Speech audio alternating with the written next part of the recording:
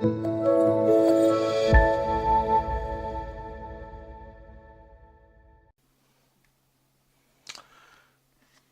반갑습니다. 우리 오늘 사회복지 실천론의 문제풀이 첫 번째 시간이죠. 자, 실천론 우리 전략 과목입니다. 좋은 점수 얻어야만 될 과목이죠. 문제 쉽습니다. 우리 한번 공부해 볼까요? 자, 1번 봅니다. 실천의 목적으로 옳지 않은 것은 우리 사회복지 실천하는 이유죠. 예, 개인의 문제 해결 능력과 대처 능력 향상시킨다. 개인과 환경 간 불균형 발생 시 문제를 감수하도록 돕는다. 개인과 환경 간의 상호작용에 초점을 두고 사회정책 개발한다. 개인의 욕구 충족을 위해서 전적인 책임을 갖고 지속적으로 지원한다. 여러분, 욕구 충족을 해주는 건 맞습니다. 그런데 책임은 두 가지죠. 예, 이제 스스로 클라이언트 스스로 지는 거죠. 그래서 거기에 대해서 어떻게 원조만 해주죠. 그러니까 사회복지 실천은 원조해 주는 겁니다. 원조라는 것은 돕는다라는 얘기입니다. 그러니까 실질적인 책임자는 클라이언트 자신이고 사회복사는 그것을 도와준다 이렇게 보셔야지 맞죠. 개인과 환경 간의 상호 유익한 관계를 증진시킨다. 자, 뭐 여기 있는 문제 전부 다 이제 그 미국 사회복사 협회, 그러니까 NASW라고 하죠. 네, 거기서 정한 사회복지 실천의 목적이라고 보시면 되고요. 2번 사회복지 실천의 목표로 옳은 것을 모두 고른 것은 자, 권위적 관계를 고수한다. 자, 권위적 관계를 고수한다. 클라이언트와 사회복사 간의 권위적 관계를 지켜나간다. 이런 얘기인데 맞나요? 절대 아니죠.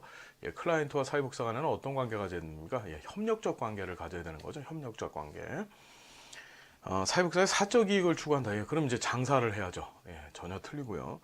이중관계를 지향한다. 자, 이중관계, dual relationship. 자, 지향과 지양은 틀리죠. 예, 이중관계는 지양하는 거죠. 지양은 안 하겠다는 거고 지향은 하겠다는 겁니다. 그러니까 지양이 맞고요. 자, 클라이언트의 삶의 질 향상 제고. 자, 요게 정답이네요. 우리 일반적으로 사회복지 실천의 궁극적 목표를 하나 정하라. 그럼 바로 그게 바로 뭐죠? 예, 클라이언트의 삶의 질 제고죠. 자, 3번. 자, 전미사회복지사협회 NASW가 제시한 사회복지 실천의 기능으로 옳지 않은 것은 사회정책과 환경정책에 영향을 미친다. 자, 우리 앞에서 했었어요. 사람들이 자원을 획득하도록 원조 도와준다. 개인이 조직의 요구에 부응하도록 돕는다. 자, 개인이라는 건 이제 클라이언트 얘기하는 거고 조직이라는 건 사회복지 조직인데 클라이언트가 사회복지 조직의 요구에 부응하도록 돕는 게 아니고 사회복지 조직이 개인의 요구에 부응하도록 돕는다. 이게 맞죠? 예, 그러니까 이건 앞뒤가 바뀐 겁니다. 사람들의 역량을 확대하고 대처 능력 향상을 돕는다. 조직 간의 상호관계에 영향을 행사한다. 다 맞고요. 자, 직접적 실천, 간접적 실천 뭔지 아실 겁니다. 직접적 실천 또는 직접적 개입이라고 하고 간접적 실천 또는 간접적 개입이라고 하죠. 직접적 실천은 뭐예요? 직접적 개입은요. 예, 그러니까 클라이언트한테 대면 관계, 대면 얼굴 맞대고서 직접 서비스 제공하는 거라 그랬죠. 대표적인 게 상담이라 그랬습니다. 자, 반면에 간접적 개입이라는 것은 클라이언트의 환경에 개입하는 거라 그랬죠. 그러니까 클라이언트와 직접 대면하는 것이 아니라 클라이언트의 환경책에 개입하는 것을 간접적 개입이라 그랬었어요.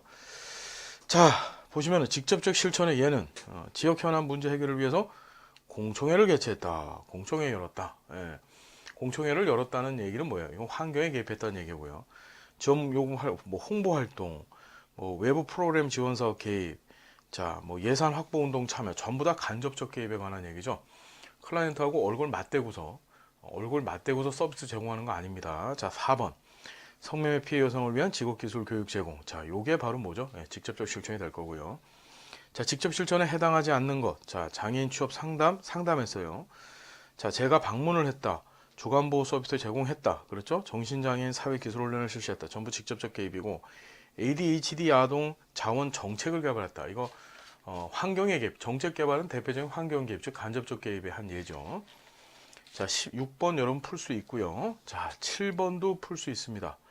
8번도 자, 8번 보면은 미시적, 그 다음에 중범위적, 거시적 기억나실 거예요. 그렇죠? 우리가 미시적 하면 뭐였었죠? 개인을 대상으로 한 개입이라 했었죠. 자, 중범위적 개입은 뭐였었어요? 예, 집단이나 또는 조직을 대상으로 한 개입이라 했었고, 자, 거시적 개입은 이제 지역사회 이상에 대한 개입이라 했었죠. 자, 미시적 실천, 모금 활동. 자, 모금 활동을 했습니다. 자, 이건 어디에 해당할까요? 이거는 그러니까 모금 행위라고 하는 자체만을 본다면은 이건 미시적 개입은 아닙니다. 그렇죠? 그러니까 모금 행위를 했다는 것이 과연 어디에? 보통 거시적 개입으로 보는 게 맞죠. 자, 미시적 실천, 자, 후원자 개발 및 관리, 이것도 아니고요. 사회기술 훈련 제공, 이건 그러니까 후원자 개별 관리하고 사회기술 훈련 서비스를 제공한 건 이건 그러니까 사회기술 훈련 같은 경우 이게 미시적 개입이 되는 거고, 후원자 개발 및 관리 같은 경우 제가 아까 전에 모금 활동을 거시적이라고 했는데 이것도 중범위 정도로 보아도 괜찮겠어요. 급여 대상자 사후 관리, 자, 이건 이제 미시적 개입이죠. 예, 사회복지 정책 분석 및 평가, 이게 거시적 개입이 맞고요. 자, 미시적 실천을 모두 고른 것은, 자, 위탁 가정의 아동을 방문했다 맞고, 노숙인 보호를 위한 모금 활동을 했다. 자, 이것은 보통 중범위적 개입으로 보시는 게 맞고, 정신장애의 재활 상담, 자, 직업재활 대상자를 위한 자원을 개발했다. 이것도 중범위, 좀 넓게 보면 거시적 개입으로도 얘기할 수 있겠어요. 자, 사회복지 실천의 이념 10번 봅니다. 실천의 이념적 배경 중 사회통제와 관련 깊은 것은, 자, 사회통제 하면 생각나셔야 될 게 우리 정책론 시간에 공부하셨던 엘리자베스 구빈법 기억하셔야 되고, 그 엘리자베스 구빈법을 근간으로 해서 그러니까 엘리자베스 구빈법의 이념을 그대로 받아들여서 만든 것이 자선조직협회였었죠. 자선조직협회의 대표적인 이념이 바로 뭐예요? 예, 바로 사회진화론이었었죠. 사회진화론 뭔지 아시죠, 여러분? 예, 그래서 진화론적 관점으로 사회를 본 거였었어요.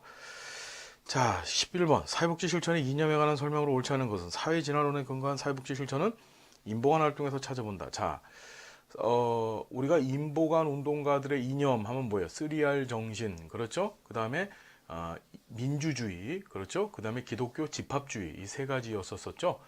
우리가 사회진화론은 대표적인 뭐라고요? COS, 즉 자선조직협회의 이념이었었어요. 기억들 나시죠? 우리가 자선조직협회의 이념 뭐가 있었죠? 예, 개인주의가 있었었고, 그러니까 기독교 개인주의였었고, 그 다음에 지금 우리 공부하셨던 바로 사회진화론, 그 다음에 하나 더 뭐가 있었죠? 예, 인도주의, 다른 말로 이제 박애사상이라고 했었었죠. 자, 그것이 바로 자선조직협회 이념이었었다 기억하시고, 다양한 경향은 다양한 계층과 문화를 인정하는 계기가 되었다. 이게 다양성에 대한 이념이죠. 우회방문자들은, 즉 COS의 우회방문자들은 취약계층에게 인도주의적 서비스 제공했다. 인도주의 우회방문단 딱 매치가 되죠. 시민의식의 확산으로 주는 자 중심에서 받는 자 중심의 서비스로 전환되어졌다. 그러니까 공급자 중심에서 어떻게 수요자 중심으로, 그러니까 수요자가 이제는 소비자가 되어지죠. 또는 고객이라고 하는 표현까지 썼었어요. 개인주의 사상은 엄격한 적용 요건 하에서 최소한의 서비스만 제공하는 경향을 낳기도 하였다. 그렇죠. 그래서 개인주의라고 하는 것이 두 가지 영향을 미쳤었죠. 첫 번째는 뭐였었어요? 이제 욕구에 따라서 욕구에 맞춤형 서비스를 제공할 수 있게 해줬고, 두 번째 어떤 사회복지 실천에 미친 영향은 지금 우리 공부하신 것처럼 최소한의 서비스만 제공하는, 즉 자격 기준을 설정하는 조건으로서 이 개인주의가 활용되어졌죠. 자, 12번. 자, 사회복지 실천의 이념적 배경으로 옳지 않은 것은, 인도주의는 빈곤이나 장애를 클라이언트 책임으로 돌렸다. 자, 인도주의가 이제 자선조직협회 이념인데 요걸 또 헷갈리면 안 돼요. 인도주의 자체가 빈곤이나 장애를 클라이언트 책임으로 돌렸다. 이거는 사실 자선조직협회의 사고방식은 맞습니다. 그런데 이 빈곤이나 장애를 클라이언트 책임으로 돌린 게 자선조직협회 회원들의 인도주의적 사고 때문이 아니고 사회진화론적 사고, 그 다음에 조금 더 확장시키면 개인주의적 사고가 클라이언트 빈곤이나 장애를, 그러니까 자신의 빈곤이나 장애가 클라이언트 책임이 되었다는 거죠. 인도주의가 이런 요소를 만들어낸 건 아닙니다. 이타주의는 타인을 위해서 봉사하는 정신으로 실천되었고, 개인주의는 수혜자에게 축소 갖고 왔고, 우리 앞에 공부했습니다. 민주주의, 자, 민주주의도 우리 인보관 운동가들의 이념이었었죠. 자, 클라이언트의 자기결정권의 강조를 갖고 왔고, 사회진화론은 사회통제 기능을 한다. 자, COS 인보관의 생각입니다. 자, 13번 자선조직협회 활동과 관계가 없는 것은, 자, 구빈법, 이거 중요하죠. 예, 구빈법의 영향을 받았어요. 자선조직협회 1601년 엘리자베스 구빈법의 영향을 받았고, 우리 이미 지역사회 복지론과 정책론 시간에 공부를 했지만 이 구빈법, 그러니까 구빈법이란 건 뭐예요? 예, 빈곤한 자들에 대해서만 선별적 구제를 하자라는 건데, 자, 그것이 이제 사실은 자선조직협회의 기본 모토였었어요. 그래서 자선조직협회는 뭐였었습니까? 절대로 국가가 빈민의 문제에 대해서 적극적 개입을 하지 말라라는 게 자선조직협회 생각이었었죠. 예, 민간 차원에서의 구제만으로도 족하다라고 얘기를 했던 겁니다. 우회방문단, 인도주의, 개별사회사업에 영향 줬죠. 자선조직협회는 두 가지, 개별사회사업과 지역사회 조직화 사업 두 가지에 영향 줬다는 걸 기억하실 거예요.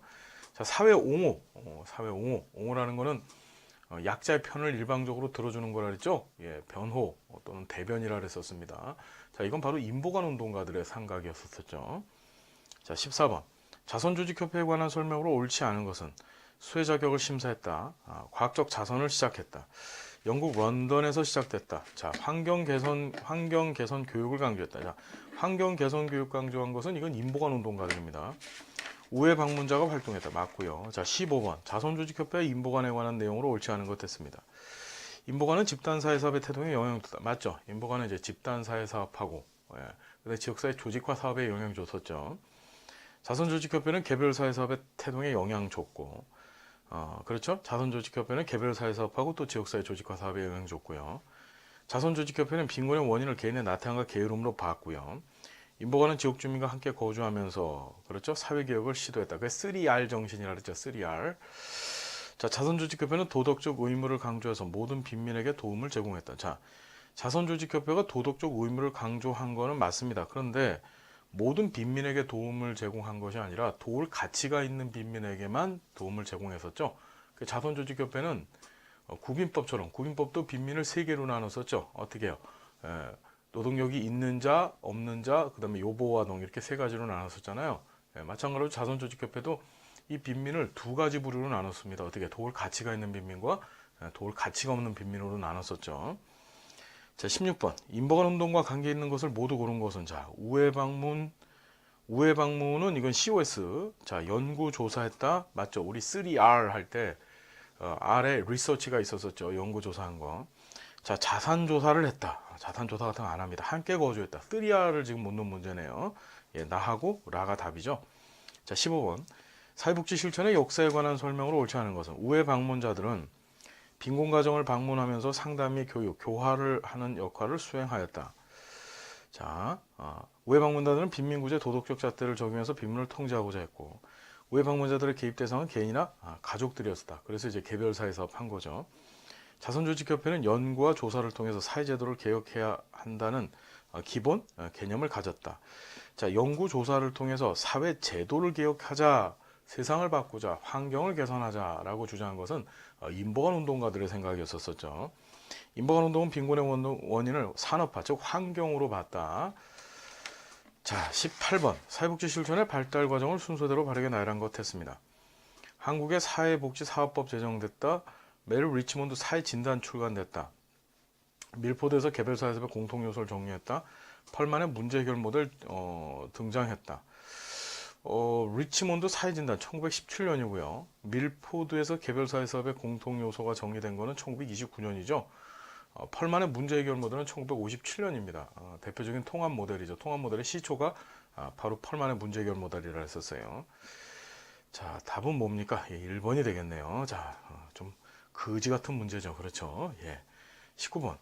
1915년 프렉슨의 비판 결과로 나타난 사회복지계 반응이 아닌 것 했습니다. 자, 사회 개량 운동을 추진했다. 자, 우리 사회 개량 운동 어디서 공부하셨어요? 이제 정책론 시간에 공부하셨었습니다. 기억들 나실 거예요. 사회 개량이라는 것은 말 그대로 사회적 약자인 노동자 또는 시민들에게 이제 권력을 나눠주자. 바로 이게 사회 개량 운동이었었죠. 자, 이건 뭐 플렉슨의 비판은 뭐 아시겠지만은 사회복지직도 과연 전문직인가라고 하는 제목의 논문이었었죠.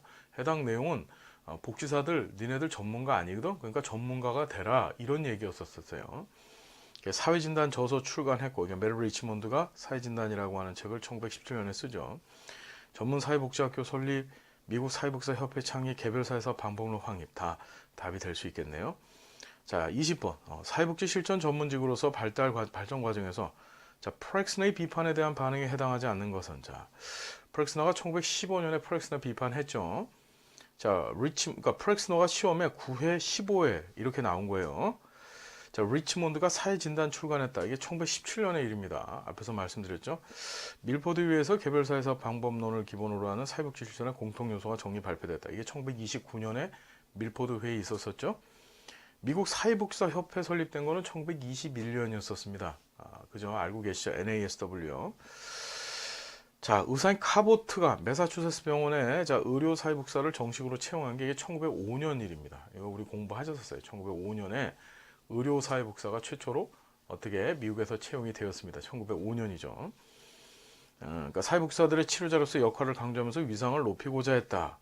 그러니까 치료자로서의 역할을 강조하면서 위상을 높이고자 했던 것은 1920년대 진단주의자들의 활동이었었죠.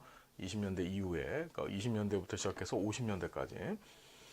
자, 그러니까 바로 뭐예요? 이게 지금 1915년 프렉스너의 비판 이전에 있었던 사건을 찾으면 되는데 그게 1905년에 있었던 메사스 병원에서 의료사회복사를 정식으로 채용한 사건이죠. 그러니까 답은 4번이 될 거고요.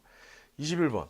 그린우드가 제시했던 전문직의 속성을 모두 고른 것은, 자, 그린우드는 뭐라 그랬었어요? 이제 1957년이죠. 예, 뭐라고 얘기합니까? 예, 사회 복지사가 드디어 전문직이 되었다라고 선포하죠. 예, 바로 이제 그게 그린우드의 선포입니다. 그러니까 프렉스너가 1915년에 비판을 하고 나서 이제 50년대 들어서 드디어 이제 사회복지사가 너희들은 조건을 갖췄으니까 이제 전문직이 된 거야라고 승인을 받은 거예요. 자, 5가지를 제시했는데 체계적 이론, 전문적 권위, 사회적 승인, 전문적 문화도 있다. 자, 하나 더 뭐가 있어요? 윤리 강령도 갖췄다. 그 5가지를 갖췄기 때문에 니네들은 전문직이다라고 인정을 받은 거예요. 자, 22번. 사회복지 실천의 발달 과정을 순서대로 나열한 것 했습니다. 통합적 접근 방법이 대두됐다. 이게 이제 통합적 접근 방법 1950년대에서 70년대 사이의 얘기죠. 우회 방문자 활동에 대해서 급여가 제공되기 시작했다. 이게 이제 자선조직협회 우회방문단은 1890년대 말부터 어떻게 월급을 주기 시작했다는 기록이 있어요. 예, 그래서 이제 월급 받아 1890년대 말이고, 진단주의 학파, 기능주의 학파의 접근 방법이 통합됐다. 자, 이건 이제 1950년대쯤으로 보는 거죠. 자, 그 다음에 그러니까 이게 펄만의 문제 해결 모델, 1957년에 만들어진 문제 해결 모델을 기반으로 해서 이게 시작이 되어졌죠. 개별사회사업, 집단사회사업, 지역사회 조직화 방법으로 분함이 발전된 거는 1920년대에서 50년대까지, 그러니까 50년대에 통합이론 등장하기 전까지만 해도 이렇게 분화되어서 발전되어져 갔죠. 자, 이것도 난이도가 있는 문제인데 나눈다면은 니은이 맨 처음이고, 그렇죠. 1890년대 말.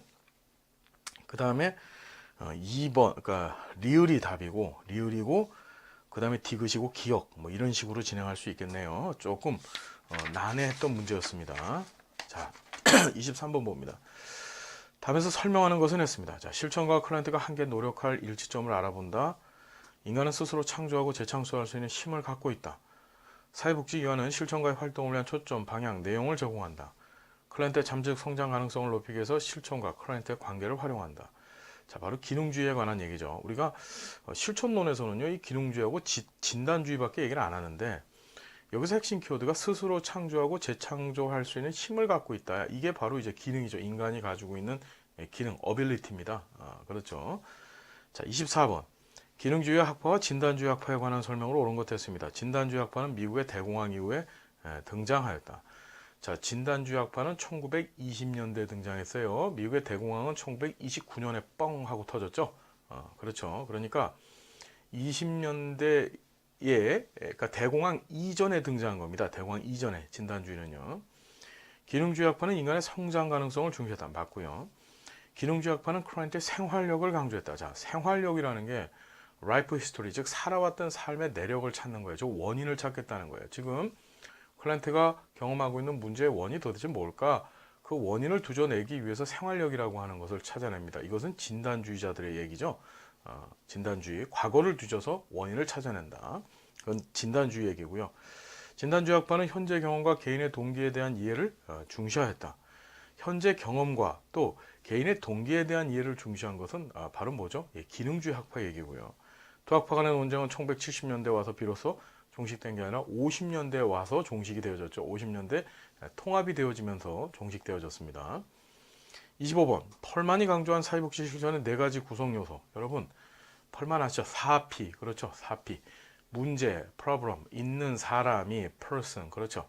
문제를 해결하는 장소, 즉 place에서 문제를 해결해 나가는 과정, 프로세스. 그죠? practice 실천 아닙니다. 4P 기억하십시오. 자, 우리나라 사회복지 실천의 역사 봅니다. 26번. 우리나라 사회복지 실천의 역사적 발달 과정에서 가장 최근에 실시한 것 됐습니다. 자, 정신보건법이 언제 제정이 돼요? 1995년에 제정됩니다. 95년에. 자, 사회복지 전문 요원이 배치된 거는 이건 뭐 맨날 시험에 나오죠. 1987년이었습니다. 사회복지시설 평가가 법제화된 것은 97년에 사회복지사업법이 개정되면서 어떻게 됐었어요? 모든 사회복지시설은 3년에 한 번 이상 반드시 평가를 받게 해놨죠. 자, 사회복지사 1급 시험이 최초로 시행된 건 2003년이죠. 사회복지의 날이 제정된 건 2000년입니다. 사회복지사업법 개정으로 인해서 사회복지의 날이 언제 여러분? 매년 9월 7일.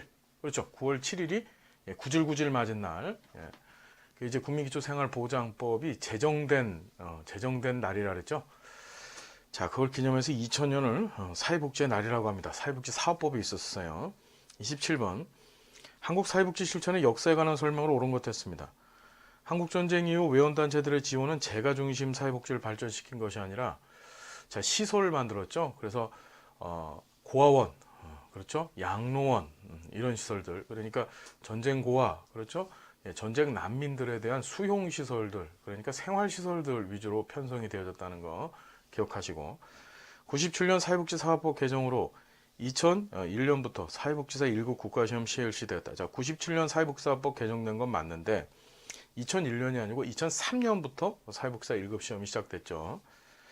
자, 1980년대 후반부터 사회복지 전담 공무원이 배치됐고 맞죠? 1987년에 사회복지 전담 공무원이 배치됐으니까 자, 1990년대 후반에 사회복지 전문요원 명칭으로 변경되다. 그것이 아니고 2000년에 사회복지사업법 개정되면서 사회복지사업법 제14조상에 일반직 공무원으로서 사회복지 전담 공무원이라고 하는 명칭으로 바뀌어졌죠. 기존의 사회복지 전문요원은 바로 뭐였었어요? 별정직 공무원이었었습니다. 자, 1980년대 초반에 개정된 사회복지사업법에서 사회복지관의 설립 운영을 지원하는 근거가 마련됐다. 그러니까 정확히 1983년이었었죠. 자, 기억하시고 정신보건사회복지사와 학교사회복지사는 1990년대 후반부터 법정 국가 자격이 되었다. 자, 정신보건사회복지사와 학교사회복지사는 법정 자격증이 아닙니다. 법으로 사회복지사라고 하는 타이틀을 갖고 있는 자격증은 사회복지사업법상의 사회복지사 자격증하고 정신보건법, 지금 이제 정신복지법이라고 이제 바뀌었죠. 거기상에 이제 정신보건사회복지사, 정신보건사회복지사밖에 없습니다. 무슨 얘기인지 아시겠죠? 그러니까 사회복지사 명칭을 달고 있는 건 학교사회복지사는 이거는 그냥 민간 학교사회복지사 협회라는 데가 있어요. 거기에서 이제 만들어놓은 민간 자격증 정도로 보시면 돼요. 국가 자격증 아닙니다. 그래서 97년부터 법정 국가 자격이 되었죠. 그러니까 학교 사회복지사를 지워야 되는 거예요. 그렇죠? 자, 28번. 우리나라 사회복지 실천의 역사에서 가장 최근에 일어났습니다. 정신보건 사회복지사 제도 시행됐다. 이게 98년에 2급 제도가 시행이 됐죠. 2급 제도가 98년에. 자, 사회복지 전문 요원 제도. 이건 맨날 나와. 87년. 사회복지사 협회는 85년에 만들어졌고요. 이 사회복지사 협회 어디 있어요? 사회복지사업법상의 사단법인이죠. 한국사회사업교육연합회 1965년에 창립이 됐습니다. 태화여자관, 자, 우리나라 최초 복지관으로 보기도 하는데요. 1921년이었었죠. 자, 우리 한국사회복지사협회가 85년에 창립됐는데 여기에 기원은 뭐예요? 67년에 만들어졌던 한국사회사업가협회였었죠. 이것도 기억하셔야 됩니다. 29번. 우리나라 사회복지 실천 현장의 역사에 관한 설명으로 옳은 것 했습니다. 사회복지 전담 공무원은 2000년대 중반부터 공공용에서 활동하기 시작했다. 자, 전담 공무원이 활동한 거는 2000년대 초죠. 2000년대 초. 그러니까 2000년입니다. 2000년. 그렇죠. 2000년대 중반 아니고요. 건강가정지원센터는 2000년대 중반부터 운영되기 시작했다. 2000년대 중반. 그러니까 2004년에 건강가정지원법이라고 하는 것이 제정이 됐죠. 2004년에. 그러면서 2005년부터 이제 이게 가동이 된 거예요. 건강가정지원센터. 종합사회복지관은 1990년대 설립되기 시작했다. 85년도에 이제 시도 단위로 설치가 되기 시작했죠. 이게 종합사회복지관이 이게 일본식 모델 빌려온 거라고 우리 공부했었습니다. 그러니까 아세안 게임을 당장에 열어야 되는데, 그러니까 86년도에 아시안 게임이 있었었죠. 이제 우리나라의 큰 국제 행사를 국제 체육 대회를 처음 여는 거예요. 우리나라에서 아세안 게임 86년에. 그리고 또 이제 88년에 올림픽을 또 해야 되는데, 당시에 이제 전두환 정권이 이제 이제 군부 독재를 했었었죠. 그때 복지국가 실현이라고 하는 국가 모토를 갖고서 운영을 했었어요. 정의사회 실현, 복지국가 실현. 그렇죠. 예, 참 그래서 이제 정의사회를 만드시기 위해서 전 재산을 29만 원밖에 준비를 못 하셨어요. 너무 훌륭하신 분이시죠. 예, 그렇죠. 예, 돈도 많을 텐데 참 그 뭐라고 하나요? 가발도 하나 못 맞추시고 그렇게 계속 계셨던 분이고 참 존경할 만한 분이세요. 여하튼 그래서 이 복지국가가 뭔지를 좀 보여줘야 된단 말이에요. 그래서 이제 급하게 일본식 모델을 빌려온 겁니다. 85년에 아세안 게임 하기 바로 직전에. 그래서 시도 단위로 시군구도 아니고 이제 시도 단위로 어떻게 됐다? 복지관을 설립하기 시작했고 85년에 정신보건사회복사 제도는 2000년대 중반부터 실시된 게 아니라 이제 97년에 시작됐고 한국사회복사협회는 1990년도 후반에 설립된 게 아니라 1985년이죠. 자, 30번. 우리나라 사회복지 실천의 발달 과정을 순서에 따라 나열한 것으로 옳은 것 했습니다. 최초의 한국사회사업가협회, 방금 했네요. 자, 이게 몇 년이었었죠? 사회사업가협회 67년이고요. 대학에서 정규 사회복지 교육이 시작된 거는 1947년에 이화여자대학교의 기독교 사회사업학과가 시발점이었었죠. 사회복지 전문 요원제도 맨날 나와 87년이었었고 사회복사 1급 국가시험 시작된 거 2003년. 자, 순서 놓으시면 알 수 있을 거고요. 자, 14회 한국의 사회복지 실천의 역사에 관한 설명을 옳은 것은 자, 사회복지 전문 용어는 한 번도 시험에 빠진 적이 없었어요. 지금 87년에 사회복지 전문 요원이 공공영역에 배치됐다. 2000년에 사회복사 1급 1회 시험 시행됐다. 2000년이고 2003년이고요. 노인 장기요양보험제도 시행된 건 2008년 7월 1일부터 했었죠. 2008년 7월 1일. 75년에 외원단체 협의회 탄생했다. 자, 52년에 그러니까 어떻게 공부했냐면 한국전쟁 끝나기 바로 1년 전에 이 외원단체 협의회가 탄생했다. 태화여자간 1921년. 그죠? 가만히 보면 나오는 것들이 계속 나오죠. 태화여자간, 그 다음에 뭐 한 번도 안 빠지는 것은 사회복지 전문 요원, 그 다음에 사회복지 전담 공무원, 그렇죠. 이런 것들은 시험에 안 빠지고 나옵니다. 연도 좀 기억하십시오. 자, 사회복사의 법적 지위와 전문적 실천 기반. 자, 32번. 보건복지부가 관장하는 사업이 아닌 것은 영유아 보육, 아동 학대 예방, 장애인 재활, 노인 요양. 자, 우리 법제론 시간에 공부하셨던 내용들이요. 사실은요. 청소년 상담은 이건 여성가족부에서 하는 일입니다. 그러니까 청소년 일은 주로 국무총리 산하의 청소년 보호위원회하고 그다음에 여성가족부에서 주로 이 청소년 일을 맡아서 해요.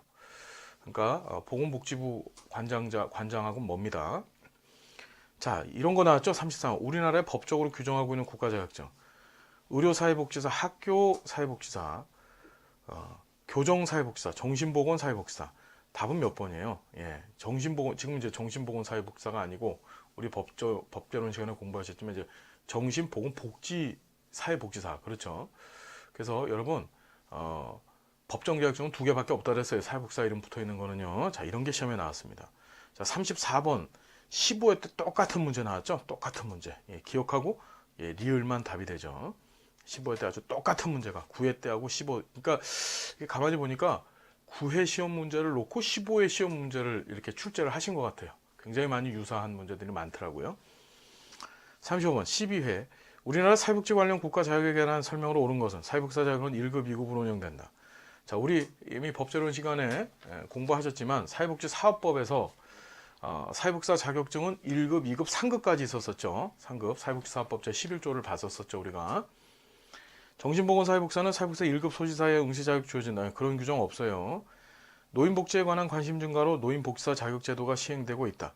자, 노인복지사 이런 거 지금 많이 돌아다녀 떴죠. 근데 이제 이미 공부하셨지만 사회복지사업법 개정되면서 사회복지사라고 하는 유사 명칭을 쓸 수 없게 했어요. 무슨 소리냐? 그러니까 다 가짜 자격증이라는 겁니다. 그러니까 민간에서 뭐 노인복지사, 뭐 아동복지사, 청소년복지사 이런 식으로 민간 자격증들 굉장히 많이 나왔었는데 요새 싹 단속해갖고 없어졌죠. 사회복지사 1급 국가시험은 한국사회복지사협회가 관장하고 있다. 자, 1급 이거 헷갈리면 안 돼요. 그러니까 자, 죄송합니다. 정신보건사회복지사는 사회복지사 1급 이건 맞네요. 1급 사회복지사 이건 맞고요. 죄송합니다.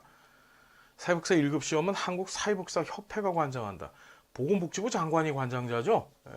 그렇죠. 사회복지사협회는 위탁받은 거예요. 위탁. 시험에 위탁받은 거고요. 97년부터 사회복지사 자격시험이 학교 사회복지사 자격시험 실시된다. 자, 학교 사회복지사라는 거, 예, 그러니까 이게 민간 자격증이라 그랬습니다. 우리 실제적인 국가 자격증 아니에요. 법정 자격증 아닙니다. 이 국가 자격 제도에 관한 설명이라 그랬잖아요. 자, 답은 몇 번입니까? 2번만 맞네요. 예, 정신보건사회복지사. 제가 잠깐 깜빡했는데요. 정신보건사회복지사는 1급, 2급인, 그러니까 정신보건사회복지사는 1급 시험 합격한 사람, 즉 1급 자격증 갖고 있는 사람만 수련 받아가지고 예, 이 정신보건사회복지사 자격증 취득할 수 있어요. 36번. 사회복지 실천의 예술적 속성과 과학적 속성에 관해 잘못 짝짓은 것 했습니다. 우리가 예술적 속성, 과학적 속성 뭔지 아실 거예요. 과학적 속성이라는 게 지식과 기술, 다분히 후천적으로 개발되어진 것이라고 본다면 예술적 속성이라는 것은 다분히 선천적으로 형성되어진 것이라 그랬죠. 그 기술 훈련, 잘못 짝져진 거. 예, 5번이 되겠네. 거꾸로 됐죠. 거꾸로. 자, 사회적 관심 누가 쓴 용어예요? 예, 아들러가 썼던 용어입니다. 그렇죠. 그래서 아들러는 사회적 관심을 뭐라 그랬죠? 예, 사회에 대한 이타심. 그렇죠. 예, 사회에 내가 얼마만큼 공헌할 것인가. 사회에 내가 어떻게 존귀하고 사회에 필요한 존재로 내가 어떻게 남을 것인가. 그걸 이제 사회적 관심이라 그랬었어요. 자, 사회복지사의 가치와 윤리. 자, 사회복지사의 가치와 윤리에 관한 설명 중 옳은 것을 모두 고른 것은, 자, 가치는 좋고 바람직한 것에 대한 지침이다. 맞죠? 좋으냐? 나쁘냐? 그렇죠. 개인적인 선호라 그랬었어요. 사회복지 가치에는 인간의 존엄성, 인간의 자율성이 있다. 자, 윤리는 어떤 행동이 옳고 그름 맞고요. 사회복지의 가치는 윤리에 기반을 두고 있다. 자, 가치가 윤리에 기반을 두는 게 아니고, 자, 가치가 보편화가 되면 윤리가 되어진다 그랬죠. 그리고 그 윤리가 강제화가 되면 법이 된다 그랬었어요. 그러니까 가치라는 것은 가치가 보편화되어서 어떤 집단에 적용되어지면 그것이 그 집단 안에서의 윤리가 되어진다 그랬죠. 자, 이건 잘못된 얘기입니다. 자, 38번. 가치의 윤리에 대한 설명으로 옳지 않은 것은, 가치는 좋고 바람직한 것에 대한 믿음, 윤리는 옳고 그름을 판단하는 도덕적 지침, 가치와 윤리는 불변의 특징을 갖는다. 그렇지 않습니다. 상대적이라 그랬었죠. 가치는 신념과 관련이 있고 윤리는 행동과 관련이 있다. 사회복지사 윤리강령은 법적 구속력을 가지지 않는 특징이 있다. 맞습니다. 윤리강령은 법적 구속력을 갖지 않습니다. 자, 그 다음에 39번. 애비의 우선의 가치죠. 레비의 우선의 가치. 그래서 사람 우선, 수단 우선, 결과 우선 기억하실 거고. 자, 레비가 제시한 사회복지 전문직의 가치 중 수단에 관한 가치에 해당하는 것은, 즉 수단 우선에 관한 가치죠. 답은 몇 번이에요? 예, 자기 결정권을 존중해 주는 것이 실천의 올바른 수단이죠. 3번이 될 거고요. 자, 41번. 사회복지 실천의 윤리에 관한 설명으로 옳지 않은 것은, 가치와 조화를 이루어야 되고, 자, 전문적 실천 활동에 지침을 제공하고, 사회복지사 올바른 판단과 결정을 위한 믿음 체계다. 자, 사회복지사의 올바른 판단과 결정을 위한 믿음 체계. 사회복지 분야에서의 취약계층의 권리 보호를 위해서 특히 강조된다. 서로 다른 가치관들 사이의 관계 정립을 위해서 필요하다. 그러니까 올바른 판단과 결정을 위한 믿음 체계라는 것은 이건 윤리가 아니라 가치에 관한 얘기를 좀 하고 있는 거죠. 42번. 보호시설 입소를 원하지 않는 클라이언트와 시설 입소가 클라이언트에게 도움이 된다고 여기는 사회복지사 간에 상충되는 가치 연결로 옳은 것은 했습니다. 보호시설 입소를 원하는 클라이언트는 뭐야? 자기 결정. 나 안 가겠다 주장하는 거고, 클라이언트가 여기 가야 된다 라고 보는 게 온정주의인데, 여러분 온정주의가 뭔지 아세요? 온정주의? 이게 따뜻한 마음이라는 건데, 잘 봐요. 이게 정책론 시간에서도 잠깐 얘기를 했던 것 같은데, 온정주의, 따뜻한 마음. 이게 뭐냐면요. 그러니까 부모의 마음이라고 생각하면 돼요. 그러니까 클라이언트나 또는 국민을, 그러니까 보통 이제 사회복지사와 클라이언트 사이를 얘기할 때, 또는 국가와 국민 사이를 얘기할 때 온정주의를 얘기하는데, 클라이언트가 참 미련한 거야. 잘 몰라. 부족해. 뭔가를 제대로 갖추지 못했어. 알질 못해.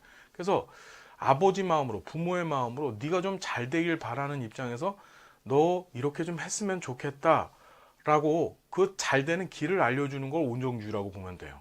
그러니까 지금 여기도 클라이언트 시설 입소가 클라이언트한테 도움이 된다고 생각하니까 그 따뜻한 마음을 가지고 어떻게 클라이언트한테 자꾸 권유를 하는 거야. 자, 온정주의가 사회복지 정책에서 활용될 때는 어떻게 되면 이제 사회보험제도에서 특히 온정주의를 얘기합니다. 사회보험제도에서. 이거 좀 기억하세요. 자, 국민은 자신의 미래를 잘 준비하지 못해. 미래를 준비할 만큼 식견이 갖춰진 것도 아니고 많이 부족해요. 그 아버지가 된 국가가, 아버지 마음을 갖고 있는 국가가 어떻게 하면 우리 국민들이 자신의 미래를 잘 준비할 수 있게 할까? 저를 어떻게 강제로 어떻게 보험을 들게 만들어 가지고 사회보험 가입을 하게 해서 그 미래를 준비하게 도와주는 거죠. 그러니까 사회보험 제도가 사회복지 정책에 있어서는 이 온정주의의 발효라고 보시면 돼요. 43번. 오랫동안 극심한 고통에 시달려 온 암 환자가 자살하겠다고 말할 때 사회복지사가 고려될 윤리 원칙으로 적절하지 않은 것 했습니다. 자, 이거 로엔버그하고 돌도프의 바로 윤리적 우선순위 결정의 원칙, 생평자균 3사진 그 얘기죠. 기억하시죠? 생명보호, 고민해 봐야 됩니다. 자살이란 말 나왔으니까. 평등 불평등은 아니고 자율성 자유. 내가 자살하겠다. 그렇죠. 이게 자유를 인정할 것인가 말아야 될 것인가. 삶의 질, 극심한 고통, 삶의 질과 연관되어져 있죠. 사생활과 비밀보장의 원칙. 자, 암 환자가 지가 자살하겠다고 했대요. 그러니까 이건 사생활, 비밀보장과도 연결되어져 있죠. 그러니까 여기서 답으로 따진다면 평등과 불평등의 원칙에 사실 해당이 없죠. 억지로 따진다면요. 이 구애가 참 어려웠던 시험이었었어요. 44번.